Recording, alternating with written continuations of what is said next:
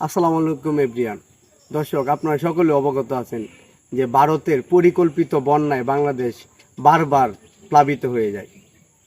তাই ভারতের যে পরিকল্পিত পানি আমাদের বাংলাদেশকে হঠাৎ করে ঢালাওভাবে ছেড়ে দেয়, তখনই বাংলাদেশে বন্যা দেখা যায়। তারই ধারাবাহিকতায় এখনও কিন্তু বাংলাদেশের 8 থেকে 9টা জেলা প্লাবিত।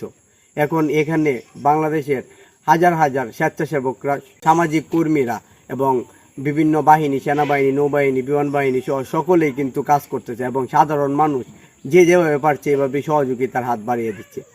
এখন আমাদের সংগঠন, আমার প্রাণপ্রিয় সংগঠন কিশোরগঞ্জের ঐতিহ্যবাহী স্বেচ্ছাসেবী মানবিক সংগঠন সেবা, তারা উদ্যোগ নিয়েছে বন্যার্তদের পাশে দাঁড়াবে। আর এইরকম বন্যার্তদের অবস্থা দেখলে কার না মন চায় যে তাদের পাশে দাঁড়ায়।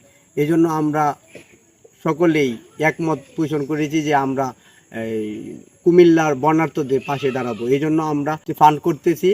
আর আমি তো আপনাদের কাছে কোনো সময় কোনো কিছু চাইছি না, তাই আজকে আপনাদের কাছে আহ্বান যে আমাদের সেবা একটি স্বচ্ছ সংগঠন, এখানে 1টি টাকারও হিসাব দেওয়া হয়। আপনারা চাইলে এখানে ফান্ড দিতে পারেন, ডোনেশন করতে পারেন। আর এটার ব্যয়ের খাত আমরা অবশ্যই আপনাদেরকে জানিয়ে দিব।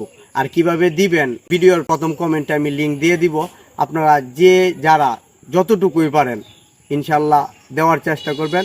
আমরা এই বন্যার্তদের পাশে দাঁড়ানোর চেষ্টা করব। তাই আপনারা নিজ নিজ জায়গা থেকে যে যতটুকুই পারেন আমাদেরকে সহযোগিতা করুন, বন্যার্তদের পাশে দাঁড়ান।